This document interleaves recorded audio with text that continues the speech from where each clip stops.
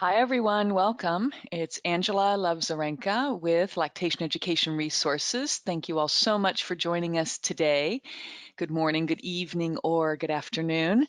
I have the great pleasure of introducing Nikki and Nikki, Nikisha Killings, and Nikki Hunter Greenaway, and their very special guest, Andrea Blanco. So, ladies, please. Hey y'all, we're Hey back. everyone. Yeah. Hi guys, happy to be here with you. Hey, all right, real quickly, we'll tell you who we are. You guys have seen and heard this already, but I'll remind you, if in case you're new. I am Nikisha Killings, private practice lactation consultant, um, and equity facilitator and trainer, and director of equity, inclusion, and belonging for Lactation Education Resources, who brings us here today. I have with me my co-founder in Nikki and Nikki Lactation Career Consultants, Nikki Hunter Greenway. Hey everyone. I am Nikki Hunter Greenaway, also known as Nurse Nikki. I am a board certified family nurse practitioner. I'm an IBCLC in practice here in New Orleans, Louisiana. I almost forgot.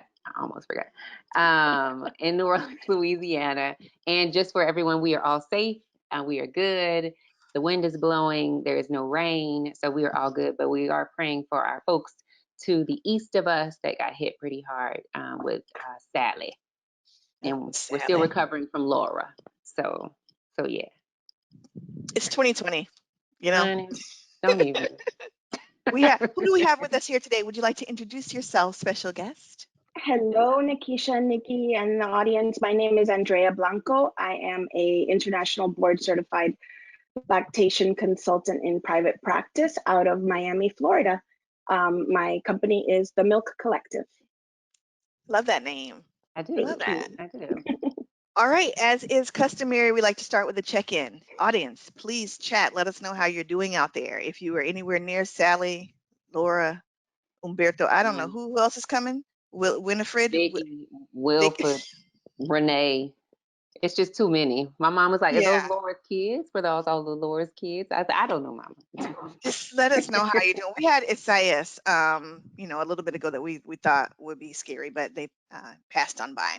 Mhm. But let's see, how am I doing? How are you? We are well. We are well. This has changed a lot. Welcome, however, we'll back up a little bit. We talked in our last episode about not being COVID specific anymore. Right. And so this is a really different tone from how our check-ins used to be in like Mhm. May. And Right. April and May check-ins were somber. It was like, I don't know. Uh, the I'm virus is bringing me tired. down.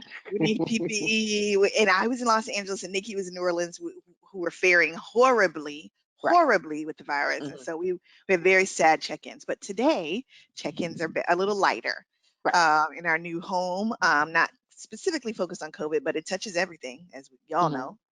So I'm doing all right. Family's good. We're venturing out a little bit here and there, not too much. Social distancing for sure. Look at y'all. I mean, we had Ew. checkups, but that's still an Okay. adventure. Um,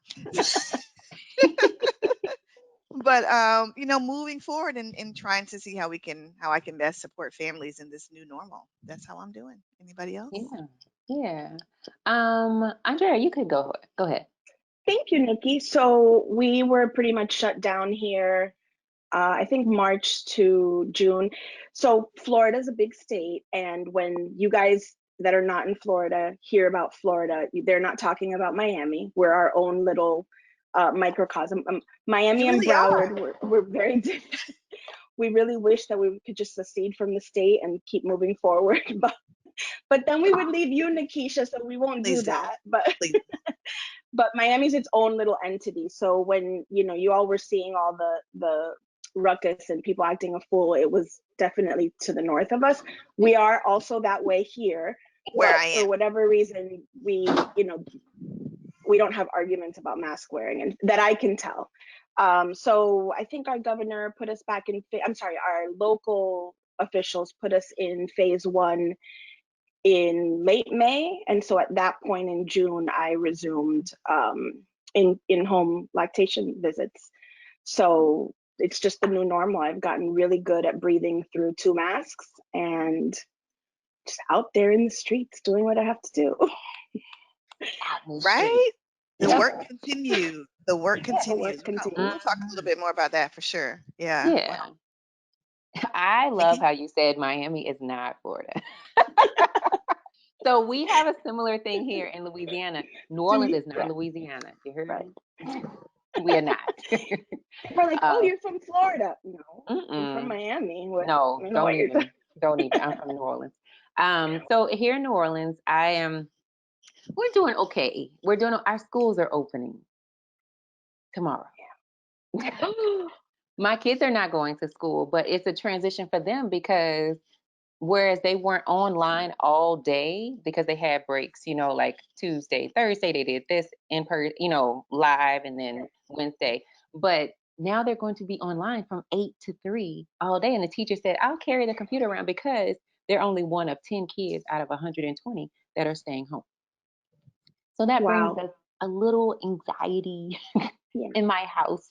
So I've actually pivoted again with my practice. I am homeschooling from 8 to 3 every day. I am doing private practice from 3:30 to 8. And then from 8:30 until I'm hoping like 12, that's when I chart. And then it rolls again. We've been doing this for a week now of trying to get into this groove. And that is scary. And then we're having, football has started. We're a big football city with, Baton Rouge right there. So we have LSU Tigers, and then we have the Saints. And folks is like, why can't we go to the Dome? Because it's a dome. And because people have to sit next to each other. How old are your kids, Nikki? My kids are 4, 6, and 8. Yeah. Oh yeah. So it's a bit of a pivot here of what do we do? How is this sustainable again? Because now we're multitasking, and to a different level than I've ever imagined. So it is a little anxiety filled over here as we approach fall, and all of these. Fall is big here in New Orleans because we do continue to have festivals. Holidays are really big. So how do we pivot again and not catch COVID? Yeah, I've been thinking quite a bit about that in terms of how the fall is gonna look. For the health of the public. We talk about, flu season coming in, and we never really know what strains of the flu and if the shot is, accurately, guessing which strains will blow up. So it's tough. My husband's active duty military, and he was at the base yesterday to get his flu shot, and they said, we're actually recommending that you wait until a little later into flu season, so that you can have the high potency of the shot longer, because you're gonna need that. You're gonna need that. You're gonna need that. It's gonna be a long flu season, so don't jump the gun too early. So there's been some interesting ways that all of our lives, I think, are gonna shift, and our practice will as well, around educating our kids, around trying to be there for our families, around really managing, staying healthy throughout all this. I don't know about 2 masks. Oh my gosh, Andrea. Yeah. But Nikki, you wear 2 as well. So I wear the N95, and even that, like this mom, she's like, "Can you smell this?" Baby, I'm not pulling down this mask. That's what I'm not doing. We can I'll take your word for it. Let me get some adjectives from you. It's so hard because the Latinx culture is very like warm and welcoming. So almost always when I'm in someone's house, they're like, do you want me to make you a coffee? Coffee is like a big thing. Do you, can I feed you? Do you want water? And it's like, no, I'm so sorry. I can't take off my mask. I mean, I walk in now, and what I've learned to do, because we have the space, is I'll knock and then I'll step like 20 feet back and I'll wave and I'll say, this is me, hi. And then I'll mask up right there so they can at least for a second see my face. But it's hard, and the school thing is so crazy.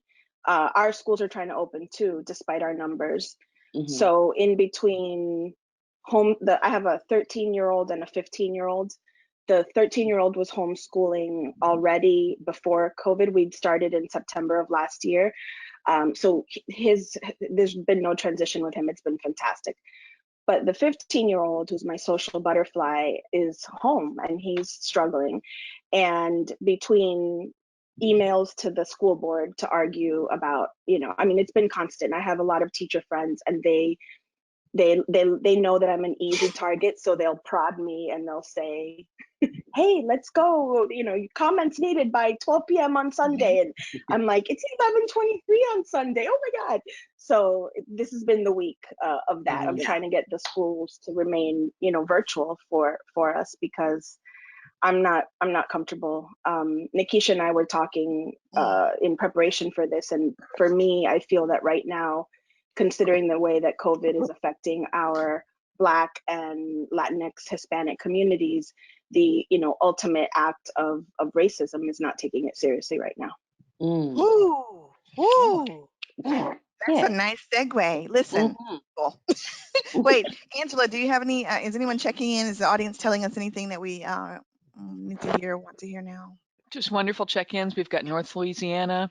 We've got North Carolina, Cape Coral, Chicago, Illinois. So yeah, people are checking in. Let's see if there is anyone. Oh, in Colorado, we've got Massachusetts. So yeah, wonderful. Very nice. Wonderful. Welcome, Northern welcome, Virginia. welcome. They're all saying, "What's up?" Las Vegas is here. Wow. Okay. Canada. Oh, we just got a new country. Got some Canadians here. Y'all are my favorites. Love it, love it. Thank Listen, you. we thank you, Angela. We're here today to talk about Hispanic Heritage Month. Sometimes it's I've seen it as today already mentioned as Latinx or Latina Heritage Month. So we're here to celebrate this particular season of recognition and honoring all those folks who come from countries and territories where Spanish is the first language. I think I've summarized that. Andrea, please keep me honest here. What is Hispanic Heritage Month? Yeah. So yes, I don't necessarily know that it's limited to Spanish being the first language, because I do believe Brazil is included, and Brazilians speak Portuguese. And so this is where the differentiation starts to happen, because they're not a Hispanic country, but they are a Latino, Latina, Latinx, Latine country. So yeah, it's been hard to pinpoint. We figured there's about 20 to 22 countries, depending on what list you look at. But yes, and currently in our community, there is a lot of discussion about the term Hispanic Heritage Month and how that's difficult for a lot of people. I think with the news a couple years back of the you know, the separation of migrant families and the kids in cages, there has been, at least for me, a new look, like a new focus on, you know, how are we looking at things, how are we treating our community, but also realizing that we, as a Latino, Latina, Latinx, Hispanic community, we in a lot of cases are both the colonizer and the colonized, and that is difficult. I think for me, it's difficult to, you know, to see where I fit in. So like for me, the masculinity of the language does not bother me, but I don't do it for me. I do it because I know that it's important to other people. Just yesterday, I saw a really interesting discussion on, instead of using Latinx, which is not native to the Spanish language, using Latine with an E at the end, when that's already an end up. So I'm like, I'll do whatever you want. What do you want to hear? Because, you know, I think it's important for people to feel recognized. Absolutely. So to answer your question, the argument there between Hispanic heritage and Latinx heritage is, I think when we say Hispanic heritage, the focus is still on Spain, and they were the colonizers of all of Latin America. And when we say Latinx, we're putting the focus and the power back on us. Thank you for that. Thank you. This is why we have you here, okay? I appreciate that. Fantastic. It is, and you touched on so many important things in there. I hope we get a chance to really talk through some of those. But the language is important. What words you use to relate to people really matters, because it helps create spaces that are safe. It helps create environments where folks feel like they can really trust and you know, talk with you. If you're using language that is exclusive, right? If they feel like doesn't really identify with them, or in the worst case scenario is offensive to them, then you shut down all communication channels. They're not really going to hear you, and you don't make progress. And that's super important with the families that we're trying to serve. So it's important to know your community as well, right? Absolutely. So why? I did find a couple of nuggets, right? So Hispanic Heritage Month, Latinx Heritage Month began with a week in the United States with Lyndon Johnson in 1968. I think a lot of folks don't know that history goes back that far, and it's progressed and evolved to a month now, and expanded well beyond the United States. So I'm really super excited to see where it's evolved to today and where it will continue to grow. I think in terms of helping folks feel celebrated from many different walks of life and locations on the globe. But what does that mean? And this question is for any of us. What does that mean in breastfeeding, in lactation support? Why would we even tie these things together? Hispanic Heritage, Latinx Heritage Month, Latina Heritage, and breastfeeding. Why would those be connected? Anybody want to hop in on that? So I think that when you look at the rates from our Latin American countries, and then you look at the rates here, you see that there's definitely something that happens when people come over. So I want to stop really quick because I wanted to start by saying Feliz Dia de la Independencia to Mexico. Today is Mexico's Independence Day. I know they start at midnight, but I can't believe that we've gotten this far and I haven't, said that. So please, happy Independence Day to Mexico. Yes. So Yes. when we're looking at these numbers, so the Mexican population is important because right now they make up almost 62% of the Latinx community in the United States. The rates for breastfeeding in Mexico, so ever breastfed, are 94.9%. The US doesn't do a great job of, I know it hurts. Pause. Just Pause. come on. Say that again. Let me get myself together. Ever breastfed, according to UNICEF data, is 94.9% in Mexico. And believe it or not, they're not the highest country. The highest country goes to Uruguay at 98.7. Huh. Yep. Okay. That's amazing. It is fantastic. Bravo. Bravo. There is not a lot of data that I could find here that breaks it down by origin here. So acculturation happens, and what the studies show is the longer someone is here, there seems to be a language issue. The more that we adapt English versus Spanish or Portuguese, then this is where our rates start to drop off. Interestingly, despite these high rates, most Latin American countries combo feed. So they do both breastfeeding and formula at some point, which I think all of that is very important because that does impact the way that we practice. Being a US-centered lactation consultant, I've been here for 40 years. So, I was schooled here, I was raised here.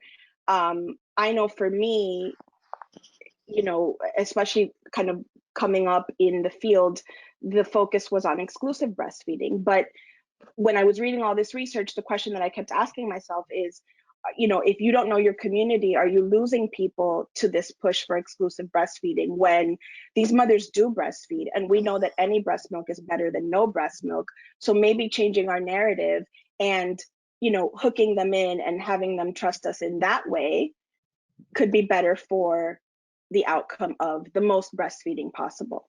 So I really think that stood out to me when I was looking at the data. Nikki and I have had those conversations in our own practice. Yeah. And that at least with families that are from all sorts of ethnicities that are underserved, and we both service primarily or a lot of Black folk. So in the communities where combo feeding is a thing, you have to be very careful about the language pushing exclusive breastfeeding, because we also know that we're not set up as a nation to support families in exclusive breastfeeding the way that we need to be in order to judge those families for making the choices that make sense to them. So it requires a little different approach to your care than we were probably trained or conditioned to take based on the pathway that got you here. Yeah. And for the Latinx, I'm sorry, Nikki, go ahead. No, I was just gonna say that really resonated with me here because, like, it truly is meeting your client where they are. Louisiana's number 49th. So I can't be walking up in houses like exclusive breastfeeding when we're number 49th. Clearly, you ain't breastfeeding. So I'm here to give you nuggets and information and Yes. you know, like, hey, if you could do just a little 2 or 3 feeds a day, like that's my goals, the things like that. It's not to go into a space and say, oh, make a complete, 180. No, by no means. If I can do that, yes, but I'm not going to be disappointed. I'm going to be excited that I've even introduced them to the concept of breastfeeding, the benefits of breastfeeding. So I think we all have different points where we start from in our spaces, in our communities of, yes, look at your community. What are your numbers? And that's why I encourage everyone on the call, like, look at the numbers in your community. How many, Black folks do you have in your community? How many Latinx folks do you have in your community? Southeast Asian, Indigenous, like, look at your community. Because if you're going in there looking at only the statistics for white folks and you're walking into your community, then you did it injustice. Like, you're not doing your job. So yeah, that was very awesome. And for me, seeing that the data isn't broken up by country of origin is problematic, because we are all Latin America, but each country is so very different from the other. I mean, I jokingly jotted down a few words that we, even our language is completely different. So like, I have a website, I'm completely bilingual. I speak, read, and write Spanish, but my website is not in Spanish. So I'm taking care of that thanks to the focus on this. My mom is coming back from Chile and she's doing that for me, but it's not going to be specific to everybody. The amount of code switching that goes on just in my practice, depending on who I have in front of me. Are they Cuban? Okay, well, we're going to talk about this. Are they even though in the US it's Mexican, then Puerto Rican, Cuban, Salvadoran, and then Dominican. In Miami or South Florida, it's Cuban, Colombian, Venezuelan, maybe Puerto Rican is before Venezuela, then Venezuelan and Argentine. And then you have the other South American countries. So 61.9% of Latinos in the US are Mexican, but that leaves another 40% that are not Mexican.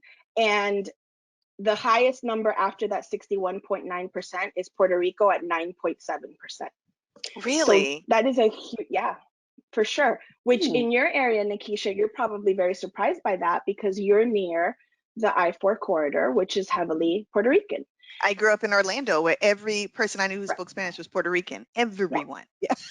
Yeah. And there were lots, my whole friendship base. Right. And from there, the 9.7, we dropped down to 4.4% Cuban. So I'm here. I mean, I don't know anybody who's not Cuban somehow.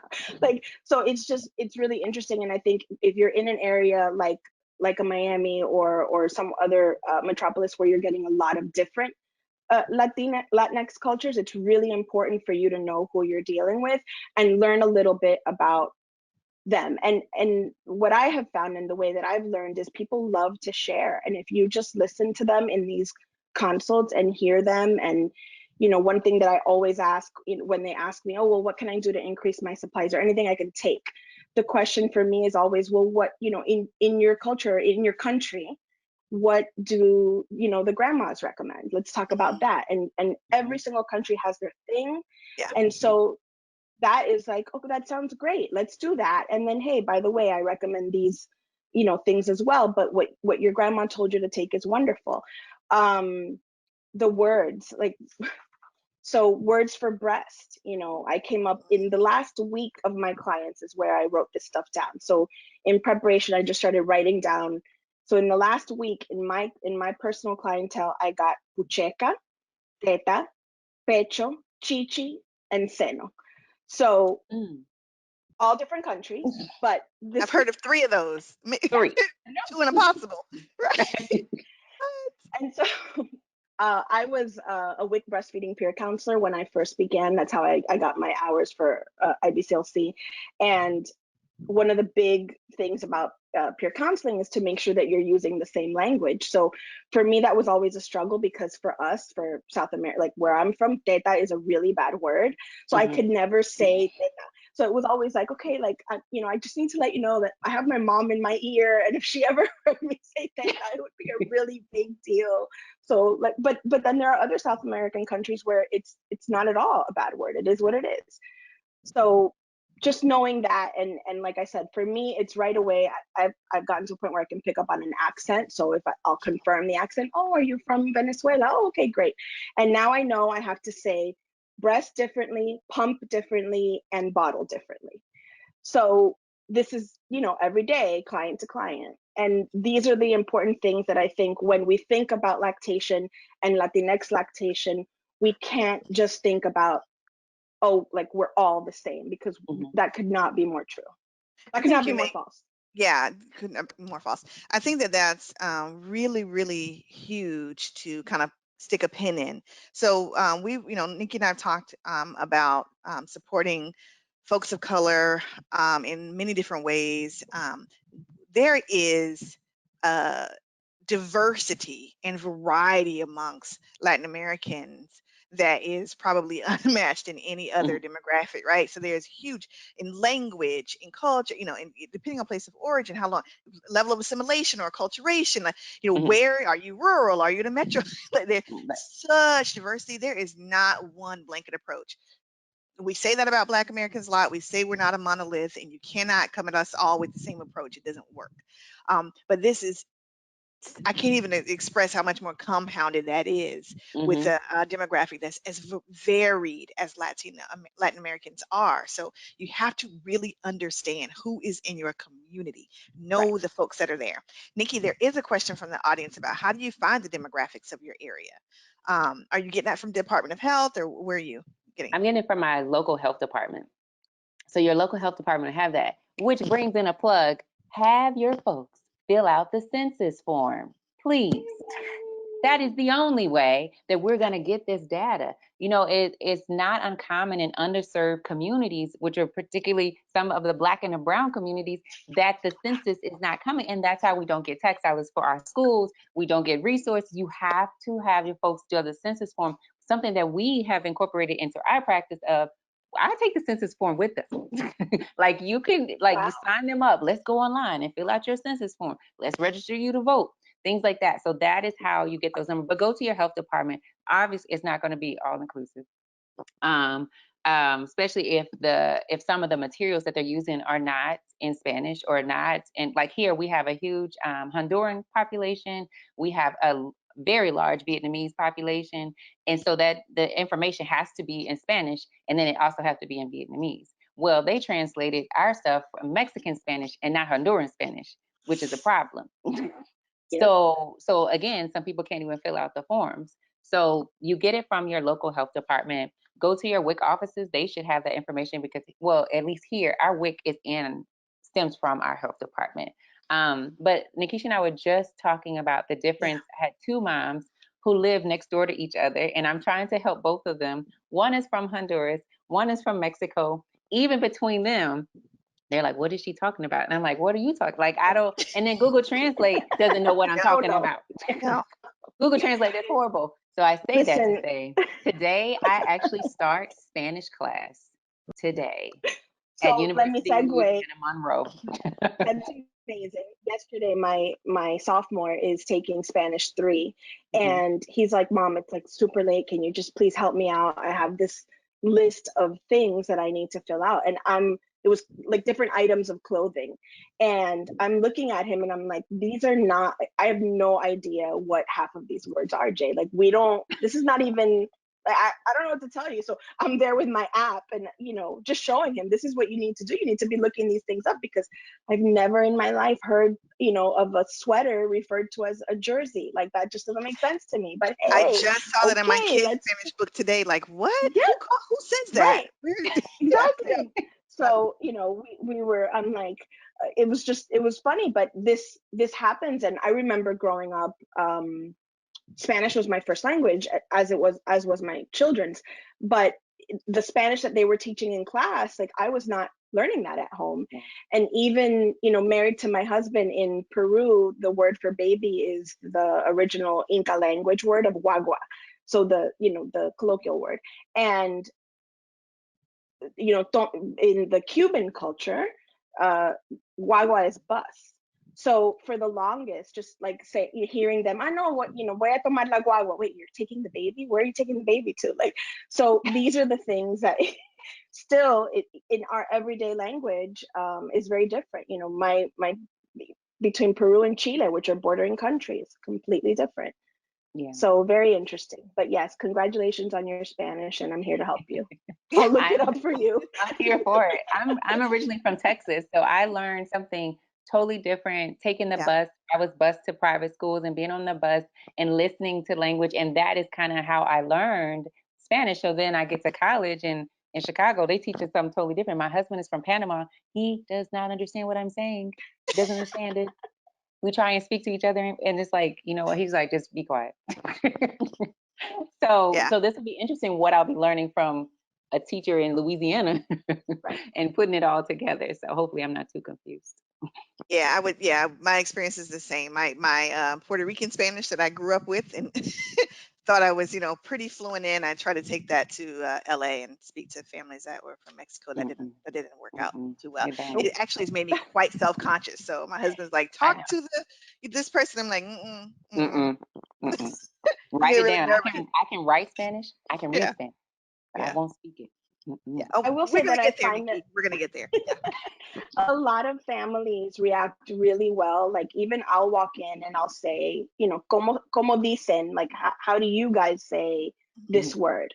And then that's it. Then we say the word and we just move on. So it's really just, I mean, I don't think any one of the clients are expecting any of us to be perfect, but just showing the interest is so helpful for them. Oh yeah, the respect. It's such a different level of respect when you meet someone where they are and in their language, you know, and not as, can you speak in English? Why don't you know English? Because they don't need to. Like, they need to speak in their language, and we should show some kindness and some grace and learn it. Extend ourselves a bit. I think this is really, really consistent across. If you want to be inclusive in your practice, if you want to be equitable, if you want, you know, some of these concepts are, you know, really consistent across, whether you're talking about a language barrier or a culture, clash or whatever. It's really about asking the folks, how can I best serve you? How, you know, what words can I use? What pronouns can I use? You know, whatever. And they let you know. And the fact that you asked a question helps to establish trust and safety in that space. And I think that's really important. I have a couple questions from Angela. She's sent me here. One is someone in the audience is saying, I have a hard time finding things relative to each country and culture of origin. Is there a good resource to find more information? My answer would be from the folks that you're serving. Yeah, that would be, mine you know, too. community. Go to the because source. some countries, even within the country, like Colombia is one where the regions are all so vastly different that, you know, what somebody's doing in Bogota is going to be very different than somebody from Medellin. And I think for me, knowing those differences is always just important, that, okay, this isn't going to be something that just because you're from Colombia, everybody does the same thing in Colombia. So it's very complicated. I wonder if that's why we don't seem to have a very good unified like source of you know, practitioners where we can easily access. But it's been interesting to know, to confirm what I was feeling, that I know we're out there, but I don't know where. Right. Yeah, that's a good point. There's another question here that says, related to what we were just talking about, does it get offensive to Latina people when you try to speak Spanish but you don't know those colloquial words? And I think we said, if you are honest up front, listen, I don't know a lot. I don't know what I don't know even, but I'm trying really hard here. Please correct me if I say something that's offensive. Please correct me if I'm, you know, off base. If we're not understanding, we'll get there. But I really want to learn, and I want to serve you the best way that I possibly can as a lactation supporter. At least that's my approach. And do you all have any difference? Well, I think too, depending on the community that you serve, a lot of us are bilingual. And while we may prefer to speak Spanish, we're very capable of speaking English. And so I think asking, like, you know, do you have I'm not someone else, you know, might want to start with, I'm not fluent in Spanish, but would you like me to try? Or, you know, I think for me, even I'll walk in and I'll say, because we're in Miami, we do a ton of Spanglish. So it's, you know, we may have been communicating in Spanish for a while, and then all of a sudden the parent will switch to English. And so when I walk in, it's like, you know, hey, I noticed that we texting in Spanish, but when we spoke over the phone, it was in English. Do you have a preference?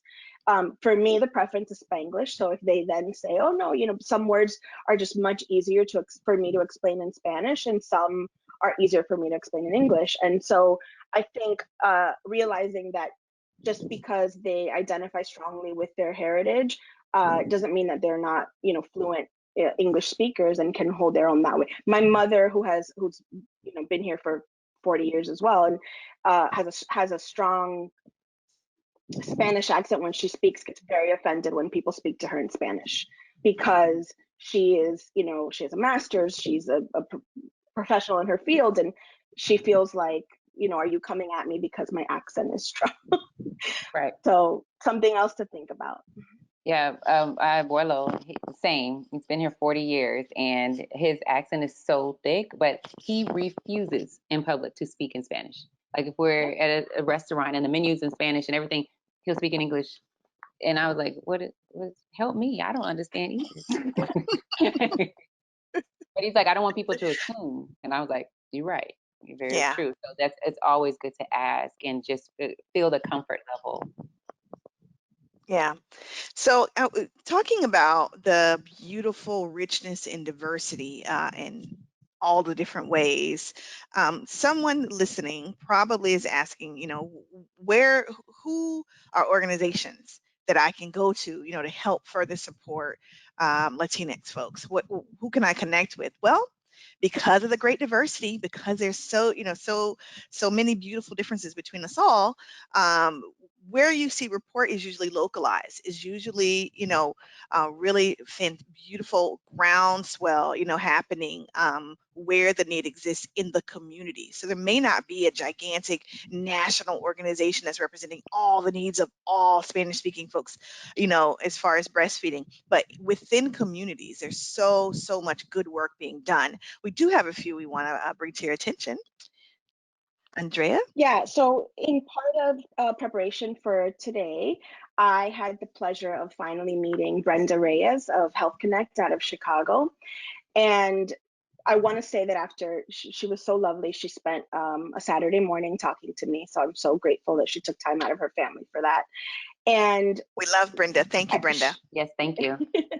She apparently something went down at a USBC meeting, and this has created on her radar and on other leaders in the lactation community's radar to try to create a listserv. So her and I are going to attempt to do that. So let me start by saying, if anybody's out there that wants to be a part of the listserv, please email me, and I will hold on to it until we're ready to move to step 2. But we are going to start collecting that so that we know where, again, I know we're out there. It's just about organizing that data. In the research, so I, you know, searched high and low, and some of the organizations that I came up with were Chichiwali Lactation. They're a not-for-profit organization serving the LA area, and their focus is heavily on Indigenous communities. I found them through Instagram. There's a parenting site that I follow called Latinx Parenting, and I reached out to her and said, you know, is there anyone in your lactation, like in your circles that you know of lactation? And this was a person that she recommended. She is starting Chichiwali Lactation is in the process of trying to form an Indigenous lactation coalition. So if you are a lactation practitioner and you identify as Indigenous, please go onto the Instagram. I think there's an informational meeting next week. And we're going to send out, we have these resources, and we'll send it out to whoever wants, but it's Chichiwali Lactation, that's their IG. Also chichiwali.org. There's the Binational Breastfeeding Coalition serving the El Paso Juarez border. They were incredible. They have, to me, when I researched them, what I found was they've got a focused goal, they've got community resources, they've got research and advocacy all on their website. and they're at borderbreastfeeding.org. There's Monica Esparza. She's with the New Mexico Breastfeeding Task Force, so that's great. Becky Pacheco, she's with New Familia, and I believe she serves on the California board. So that's somebody. Ileana Barrios, she's in Philadelphia, Breastfeeding Latinas on Instagram. Sister Web and Semilla Sagrada, they're a doula network out of San Francisco, but serving the Latinx and indigenous communities. And there's ASI, Alimentación Segura Infantil. This is Lourdes Santavalla. So I know the most about this organization. She, stood out to me during, we were going to get hit with Hurricane Irma, and then Hurricane Maria came. This was back in 2017. So for those of you who have no need to follow hurricanes, Hurricane Irma was basically going to wipe us all out. And I remember Lourdes because I came to know Lourdes through Safely Fed in Canada. And when Irma came, I remember her doing like a lot of, Facebook Lives and trying to keep her community calm. Irma ended up missing everybody here, Miami and Puerto Rico, but then Puerto Rico got slammed with Hurricane Maria, which was devastating to them. And through that, she began Alimentación Segura Infantil, and they have a peer counselor arm, but the focus for her is on lactation equity and food security, infant food security, especially in disaster prep. When we have disasters, earthquakes in Peru, earthquakes in California, areas that hit Mexico, hurricanes, there's always a call for formula. And this is a problem because these are areas who are not going to have clean water for a long, long time. And so, we talk about this and we know about this, and in studying for my board exam, it was brought up a million times in all the prep, but that's not what's actually happening. Even here in Miami, where our Department of Health is, it fluctuates between being the 3rd and 5th largest Department of Health, WIC, largest community in the US, we suffer with our emergency, prep sends out requests for formula. And so the breastfeeding department always has to come in and try to say, listen, this is not what we're supposed to do. So the fact that Lourdes is focused on this is so very important. And there are other organizations that are not Latinx driven that are also focused on that, but that she was able to create this out of such tragedy is impressive. It's phenomenal. Yeah, we love Lourdes and the work that she's doing. She's a friend, for sure.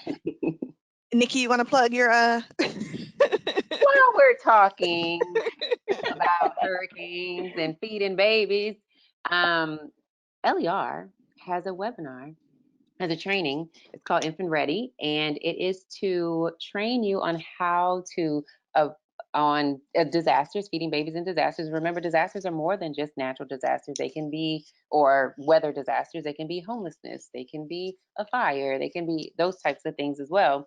But how do we feed these babies, and how do we even approach the folks that are in charge, our local officials, in becoming a part of the conversation? So LER does have that on their website, and it's called Infant Ready.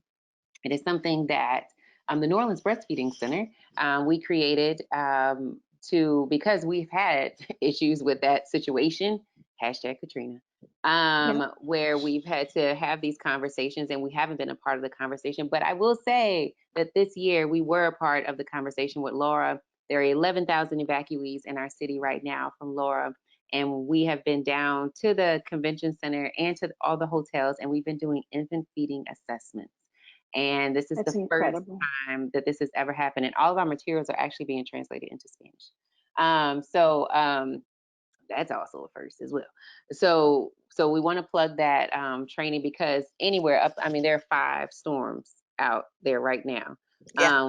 So any of us or along the coast or up on the eastern perimeter, we could all be hit, and we need this information so we can protect our babies and our families from just getting hoodwinked with false information. Absolutely. Oh, we do have a question. Andrea, do you mind sharing your email address for folks who want to know about those resources that you listed before? Sure. It's Andrea, ANDREA, at themilkcollective.co. Thank you. Thank you. Thank you. Listen, there's a lot to cover on this topic, and we've only broached the very, very top of it. Angela, make sure you let us know if there's any questions that we've missed as well. But really, the answer is in your community. The questions that you have, the answer exists there. Talk to the folks that are, being served, and ask them how you can best support them. Ask them, what words you need to know to communicate effectively with them. Ask them about cultural norms and practices that impact infant feeding, and how it may look different in their culture. If you don't know, there are some resources, some possibly dated, that exists for lactation supporters, and I want to make sure that we mention those as well. For instance, this particular talk was named Cómo se dice leche, which means how do you say milk in Spanish, and I named it after the brainchild of Laura Maria Gruber, who is a fantastic lactation consultant in San Antonio area. And she has created a Facebook group by that name. So look for it. If you're searching for it, you have to use the upside down question mark to find it. That is before the word como. Upside down question mark, Cómo se dice leche.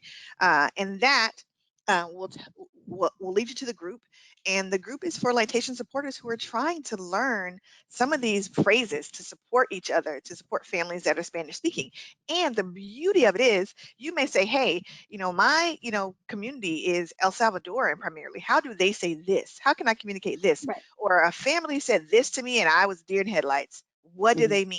And so there's wonderful, fluent supporters like Andrea present in there to help you if you have questions, and tell you their experiences and tell you what makes sense for the communities that you're trying to serve.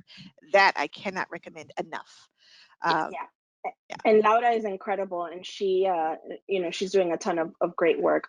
Also, the Texas WIC office, they have a phenomenal They have amazing resources online. USBC is, I think, the most comprehensive list that I was able to find if people want more research, or some of their links are not working, but they have an area there in diversity and inclusion where I was able to find information. Salud America, and then the Health and Human Services has information on Latinx breastfeeding as well. Yeah. So it looks Absolutely. like we have another question here. A person says, I've noticed that it's more difficult to get a mom to mostly exclusively breastfeed if they've already gone through a hospital practice or provider with their past birth that was either not baby friendly or did not give proper breastfeeding teaching. How, as a breastfeeding counselor, do we overcome this in our Latin community? And I can speak from the Black community. How we've experienced this a lot. And what we can do is teach, and be tactful in the way in which we approach the hospitals and say, you know what, we've noticed some deficits in our community, or some folks in our community have been having difficult times, or they don't feel like they're being served or heard in your space. How can we work together to fix the solution? Or you can go through the other way around and just send them some resources.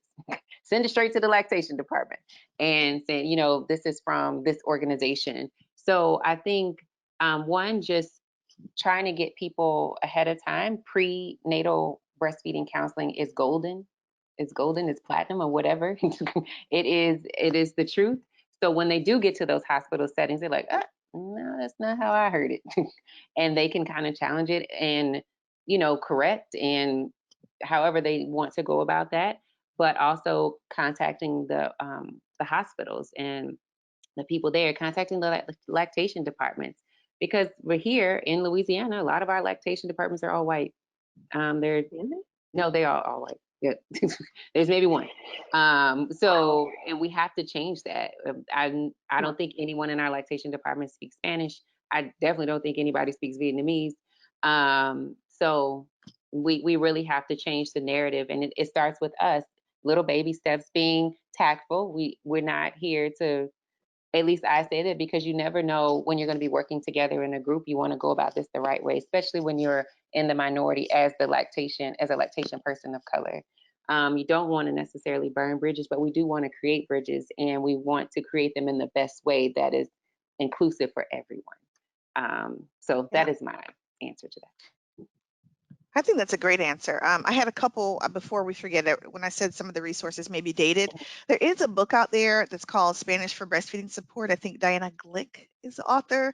It's a little bit older, but maybe useful to folks. And there are flashcards called.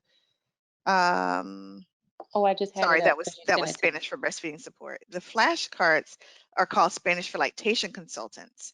You can Google those, and there's some terminology, that may be helpful for folks. Lots of folks are asking for the list that you shared, Andrea.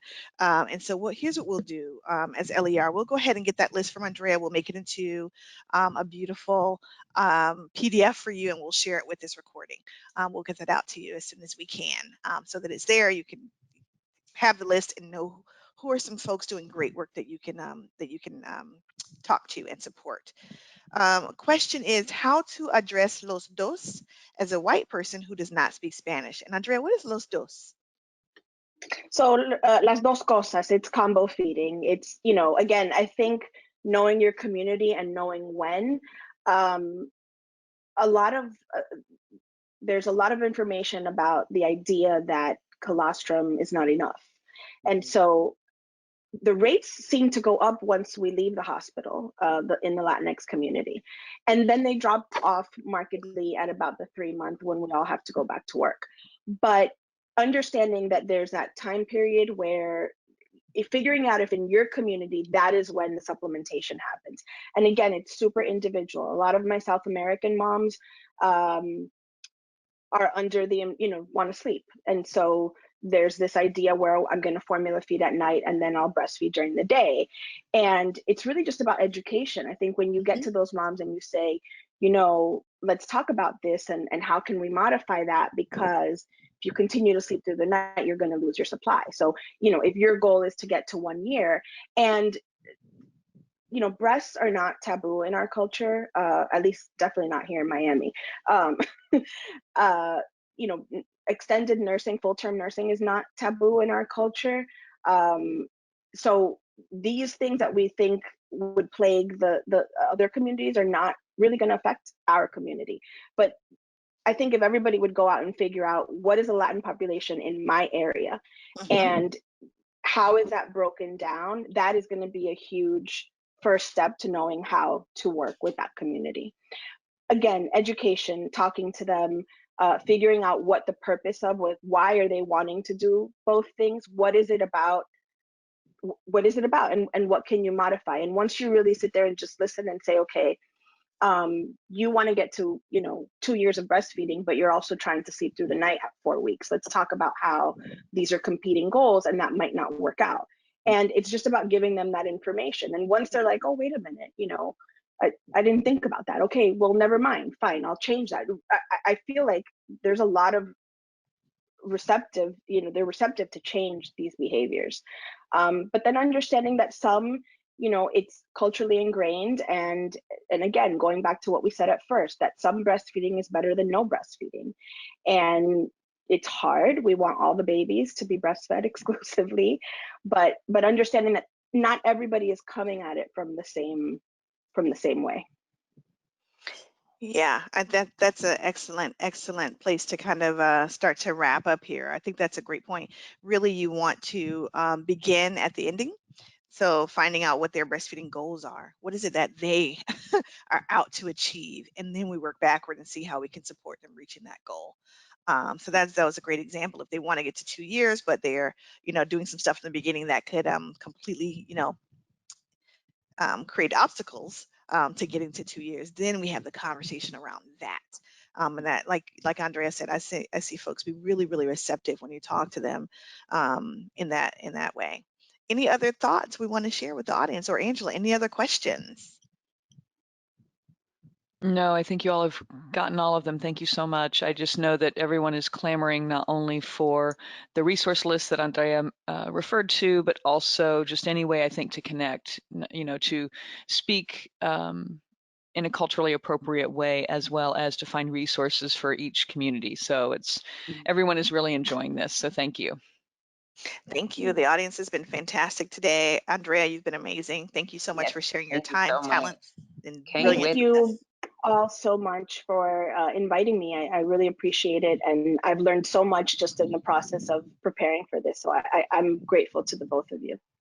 Oh, Thank you. Happy to be Thank you here. so much. Listen, we touched on this a little bit, and I think it's relevant to mention now. Our next talk falls around the time that folks, a lot of states in this country are still celebrating Columbus Day. Let me be honest. Let me tell you something. So It the is next something time that- you'll see Nikki and Nikki will be October the 7th. That same week that folks are celebrating that holiday, we will be addressing decolonizing breastfeeding. Yes, indeed. We hope to see you then. We have special guest, Kimberly Seals-Allers, joining us for that discussion and talking about ways we can actively work to decolonize breastfeeding in our communities every single day. You don't want to miss it. It's going to be amazing. Thank y'all so much for tuning in today. We appreciate y'all, and we hope you have an amazing week. Stay safe and stay sanitized. I love it. Take care, everyone. Bye, everyone.